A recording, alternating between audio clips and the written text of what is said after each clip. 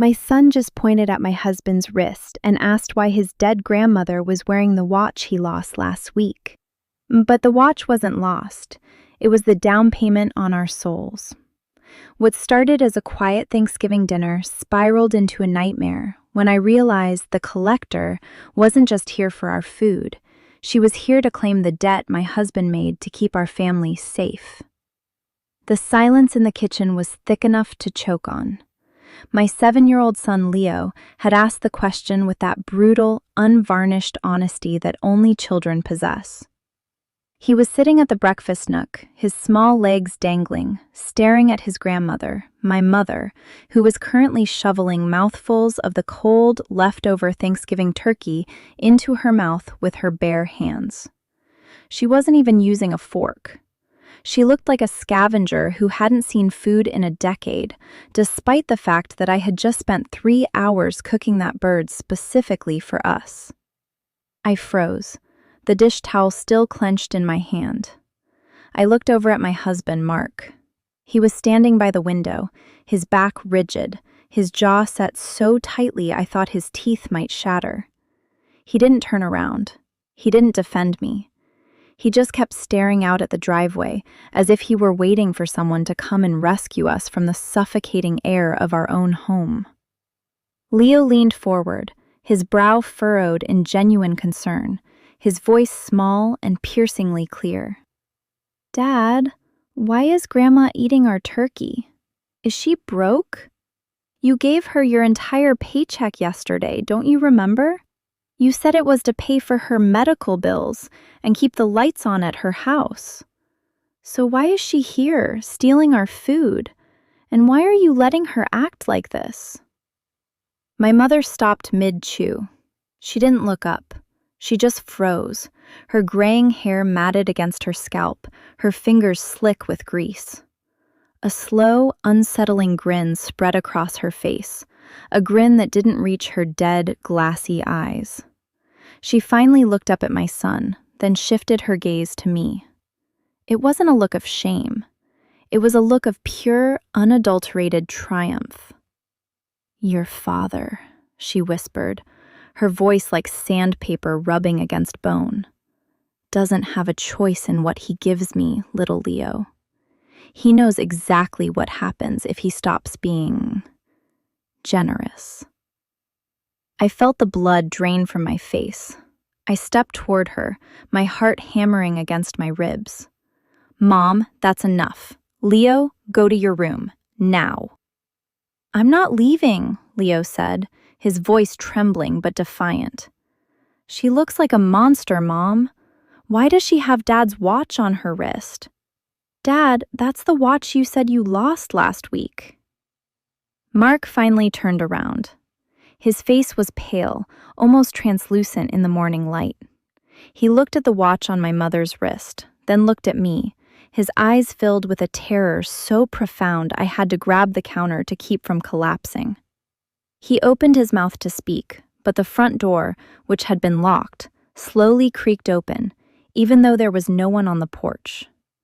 The air in the house suddenly dropped 10 degrees, and a low, rhythmic thumping started coming from beneath the floorboards, right under where my mother was sitting. She stood up, her movements fluid and predatory, and leaned over to whisper something into Leo's ear that made him scream. "He didn't lose the watch, darling," she hissed, her voice echoing as if it were coming from the walls themselves. "He traded it for your soul." Before I could reach my son, the lights in the kitchen flickered and died, plunging us into total darkness, and the heavy oak table in the center of the room was suddenly ripped upward, pinning Mark against the ceiling while a hand, pale, scarred, and far too large to be human, reached out from the darkness beneath the floor and grabbed my ankle. The grip on my ankle wasn't just firm. It was icy, burning through my skin like dry ice. I shrieked, kicking wildly, my heel connecting with something that felt like cold, wet gravel. Mark was still pinned against the ceiling, his limbs thrashing in the dark, his muffled cries sounding as if they were being broadcast from a tunnel miles away. "Leo, run!" I screamed, blindly reaching out across the tabletop that had been upended with impossible force. My hand brushed against Leo's pajama fabric, but he was pulled away from me, dragged toward the pantry with a speed that defied physics. I didn't care about the clawed hand on my leg anymore. I lunged forward, my fingers digging into the hardwood as I dragged myself across the floor toward where my son had vanished. "Mom, help!" Leo's voice was fading, muffled by what sounded like heavy velvet curtains being pulled shut. My mother's laughter echoed in the void, no longer sounding like a frail, elderly woman, but like a chorus of overlapping, discordant voices. "You think you can protect him, Sarah? You think a woman who feeds her child store-bought poison instead of the truth deserves a lineage?" I managed to scramble to my feet, my ankle throbbing where the phantom hand had been. I fumbled for my phone in my pocket, clicking the flashlight on.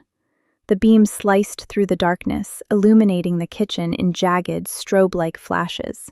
What I saw made my lungs seize. The pantry door was wide open, but it didn't lead to our shelves of canned goods. It opened into a narrow, stone-walled corridor that descended into an infinite, damp darkness, a space that absolutely did not exist behind our house. Mark had fallen from the ceiling, landing in a heap of broken chair legs and splintered wood. He was weeping, clutching his wrist, the one where the watch had been. The skin around his pulse point was blackened, withered like a scorched piece of leather. "I tried to stop it," he sobbed, his voice cracking. "I tried to buy us time, Sarah. I thought if I gave her everything, she'd leave us alone. I didn't know she was just fattening the debt." "Debt to who?" I demanded, grabbing his collar and hauling him upright. "Who is she, Mark? Who is that woman in the living room?" He looked at me, his eyes filled with a hollow, abyssal grief. He pointed toward the hallway, where my mother was standing perfectly still, her back to us. She was facing the front door, which was slowly, rhythmically banging against the frame, as if something gargantuan were trying to squeeze its way in from the outside. "She isn't your mother anymore," Mark whispered, his gaze shifting to the ceiling. "She's the collector. And she's not here for the turkey, Sarah. She's here for the person who made the deal in the first place." As if triggered by his words, the banging stopped.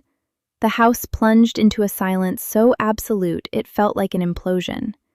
Then, a voice that sounded like my mother's, yet layered with the wet, clicking sounds of 1,000 insects, drifted from the hallway. "The debt is past due, Mark. But since you're so fond of your son, perhaps we can adjust the terms."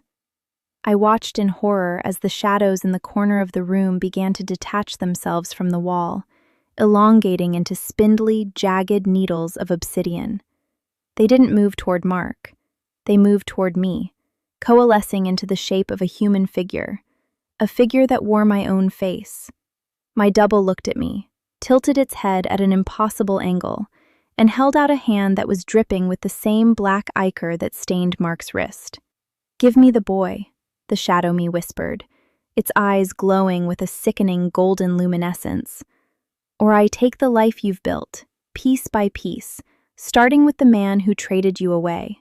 Before I could react, the front door finally gave way, exploding inward in a shower of splinters and rotted wood, and something emerged from the threshold, something so vast and horrific that the floorboards groaned under its weight, shaking the foundation of the house until the walls began to crack, exposing the nightmarish abyss that now sat where our neighborhood used to be. The thing that stepped through our front door wasn't made of flesh or bone. It was a coalesced mass of shadows, wet fur, and the sound of rusted hinges grinding together. It stood nearly 10 feet tall, its limbs elongated and twitching, forcing the living room ceiling to bulge upward as it entered. The house groaned, the very structure buckling under the sheer weight of its presence. My double, the shadow me, didn't blink. She simply waited, her hand still outstretched, her golden eyes boring into mine. "The choice, Sarah," she chimed, her voice a perfect, haunting replica of my own. "Blood for blood, or a life for a life. The collector is hungry, and your husband's coin was never enough." Mark scrambled backward, his breath coming in ragged, pathetic hitches. He hit the kitchen island and slumped down, his eyes wide and vacant. "I didn't mean for this," he whined, the cowardice in his voice making my skin crawl. "Sarah, you have to do what she says. We can have another child. We can start over. Just give her Leo." The betrayal hit me harder than the physical entities in the room. I looked at Mark, the man I had shared a bed with for 10 years, and felt a cold, jagged shard of hatred bloom in my chest. "You coward," I spat, my voice surprisingly steady despite the terror. I grabbed a heavy cast-iron skillet from the floor, the metal cold and heavy. I didn't look at my husband again. I looked at the shadow me, then at the towering, shapeless nightmare creeping across our rug, crushing our furniture into sawdust. "You want a debt paid?" I shouted, my voice echoing against the cracking walls. "Take the one who made the deal!"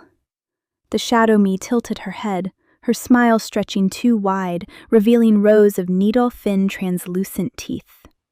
"The debtor is already mine," she hissed. "But the woman who birthed the heir, she is the ultimate prize." The creature behind her lunged. It didn't walk, it flowed, a tidal wave of darkness that engulfed the living room in seconds. I turned to run toward the pantry, hoping to find Leo in that abyssal hallway, but the floor vanished beneath me. I wasn't falling into a basement. I was falling into a sky. A midnight black sky filled with burning, inverted stars. I plummeted, the air screaming in my ears, the scent of rot and ozone filling my lungs. I reached out, my fingers brushing against cold stone as I tried to grab a ledge, but there was nothing. Then, just as I thought I would hit an endless void, a small, warm hand caught mine. "Mom!" It was Leo. He was hanging from a jagged outcropping of rock, his face streaked with tears, his small body suspended over a chasm that glowed with a sickly, rhythmic pulse. He wasn't alone. Standing on the ledge above him, looking down at us with a hollow, hungry expression, was my mother. But she wasn't hunched over anymore. She stood tall, regal, and terrifyingly young, her eyes reflecting the swirling chaos of the sky beneath us. "He's right there, Sarah," my mother whispered, her voice projecting directly into my mind. "But look closely. Is that really your son?" I looked at Leo. As the faint, pulsating light from the chasm illuminated him, I realized with a jolt of pure, visceral horror that his eyes weren't blue anymore. They were solid, flickering embers of gold. And as he looked at me, he didn't reach up to pull me to safety. He let go of the rock ledge, his expression turning into a mask of cruel, calculated malice. He didn't fall. He hovered in the air, his small hands slowly transforming into a clawed, blackened appendage, and he pointed down into the depths of the chasm where thousands of voices, all of them crying out in Mark's voice, began to scream in unison. "Dad is already down there, Mom," the thing that looked like my son whispered, his voice deep and layered with the buzzing of 1,000 insects. "And now, it's your turn to join the choir." He lunged toward me, not to save me, but to push me into the abyss, and as we collided in midair, I felt a sharp, metallic object pierce my shoulder. The same watch Mark had lost, now embedded into my skin like a brand, locking me into the same cycle of debt that had consumed my family. The watch didn't just pierce my skin, it fused with it. The gears, rusted and gore-slicked, began to spin beneath my dermis, ticking in sync with my own frantic heartbeat. The pain was blinding, a white-hot electrical surge that paralyzed my muscles, sending me spinning into the void. I wasn't just falling anymore. I was being pulled apart, atom by atom, dragged by the heavy, ticking weight lodged in my shoulder. I hit the surface of what felt like cold, wet glass. I scrambled to my feet, gasping for air, the oxygen thin and metallic. I was standing on a circular platform floating in the center of the abyss. Below me, the chasm churned with those thousands of Mark voices, a dissonant, screeching symphony of regret. Above me, the sun I had raised, the thing that now wore Leo's skin, hovered like a predatory moth. "Why?" I screamed, the word tearing at my throat. "Why take him? He's just a child." The thing that looked like Leo landed softly on the platform. Every movement was fluid, mocking, and wrong. He tilted his head, and I saw the skin along his hairline begin to peel back, revealing not flesh, but the shifting, oily darkness of the house we had just left behind. "Children are the best vessels, Mother," it said, its voice a sickening blend of my boy's innocence and the creature's ancient hunger. "They haven't built walls yet. They haven't learned to lie to themselves like your husband did. He thought he could buy you safety. He thought he could barter for time. But you were the final payment." I scrambled backward, my back hitting an invisible barrier, a wall of force that shimmered with the image of our front door. I could see into our kitchen from here. I saw the aftermath, the shattered turkey plate, the overturned furniture, and the dark, pulsating hole where the hallway used to be.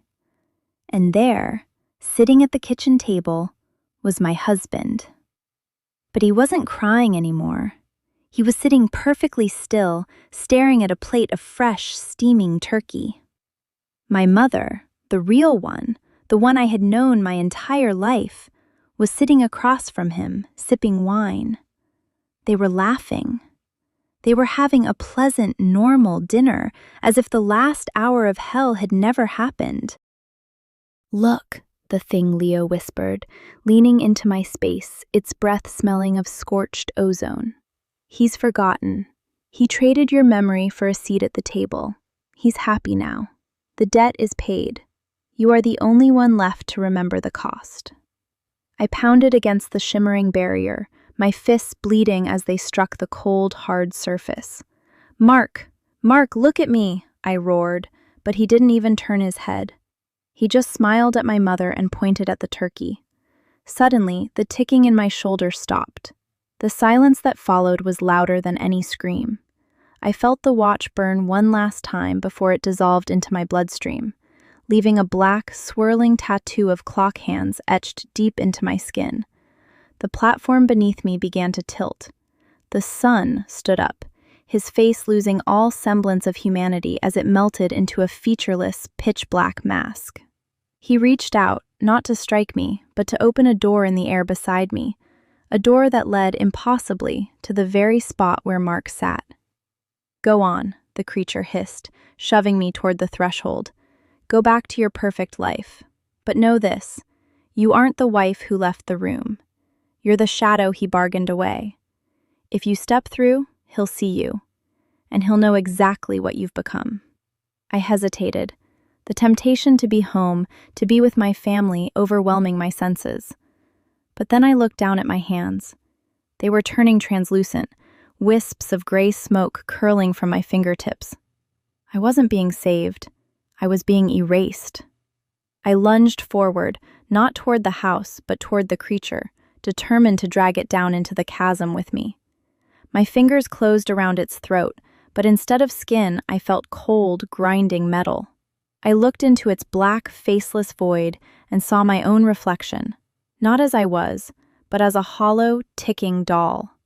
As we tumbled toward the abyss together, I realized the final, cruel truth. The house wasn't the cage. I was. And as the void opened wide to swallow us, the barrier to the kitchen shattered, and Mark looked up, his eyes locking onto mine with a look of pure, unadulterated horror as his own reflection began to peel away from his face. The collision between me and the thing wearing Leo's face didn't result in a physical impact, but a psychic explosion. We shattered against each other like two mirrors hitting a stone floor. As I fell into the churning, screaming darkness, the world turned inside out. I wasn't just Sarah anymore. I was a memory a fragment of a life that was being systematically deleted from the fabric of reality.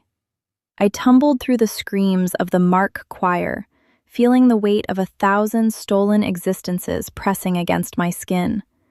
They were all people who had once been loved, once been parents, once been real, all reduced to fuel for this entity's insatiable appetite. I saw the truth then. The watch, the turkey, the house, the medical bills. It was all a ritual. A cycle of debt that didn't just take lives, it consumed the very idea that those lives had ever existed. I didn't reach for the light. I didn't reach for the door. I reached for the gears. I channeled every ounce of my fading essence into the blackened clock hand tattoo burning on my arm. If this thing wanted to trade lives, if it wanted to consume me as currency, then I would make myself the most toxic debt it had ever tried to collect. I willed the watch to tick backward, not by seconds, not by minutes, but by lifetimes. The void screamed. The sound was like a mountain range grinding into dust. My mother's regal, youthful face appeared in the chaos, her eyes widening as the reality she had built began to unravel. "Stop it!" she shrieked, her voice losing its poise, reverting to the rasping, desperate rattle of the dying woman she had truly been. "You'll break the threshold. You'll wipe us all out." "Then let's be nothing together," I whispered, the words vibrating through the abyss. I grabbed the gears beneath my skin and pulled. There was a sound of a clock mainspring snapping, a sharp, violent ping that echoed across the universe. The shimmering barrier to the kitchen ruptured. I didn't step through the door. I collapsed through the floorboards, dragging the entirety of the void with me. I hit the kitchen linoleum with a force that shattered the tiles. I was gasping, my lungs burning, the taste of ozone and rot overwhelming. I looked up. The kitchen was back to its original state. The turkey was cold on the table. The lights were humming with a mundane electrical buzz. Mark was sitting at the table, his face a mask of confusion, holding his wrist as if he'd just woken from a nightmare. He looked at me, the real me, and he didn't scream. He wept. "Sarah?" he choked out. "Where is Leo? I had a dream. I think I dreamt I gave everything away. I think I dreamt I sold us." I stood up, my body aching, my skin pale and trembling. I looked toward the breakfast nook. Leo was there, slumped over his plate, sleeping soundly, as if he'd never moved. I rushed over and shook him. He stirred, his eyes fluttering open, blue, clear, and perfectly, beautifully human. "Mom?" he mumbled, rubbing his face. "Did we have turkey for dinner? I'm starving." I collapsed onto the floor, pulling both of them into my arms, sobbing until my chest felt like it would cave in. The house was quiet. The shadows in the corner were just shadows. The pantry door was just a pantry door. But as I looked at my arm, the black ink of the clock hands was gone, replaced by a thin, jagged scar that circled my wrist like a shackle. Outside, the wind howled, and for a fleeting second, I saw my mother's face in the reflection of the darkened window, staring back at me with a look of terrifying patience. She wasn't gone. She was just waiting for the next cycle, the next debt, the next moment of weakness. I stood up, walked to the front door, and bolted every lock.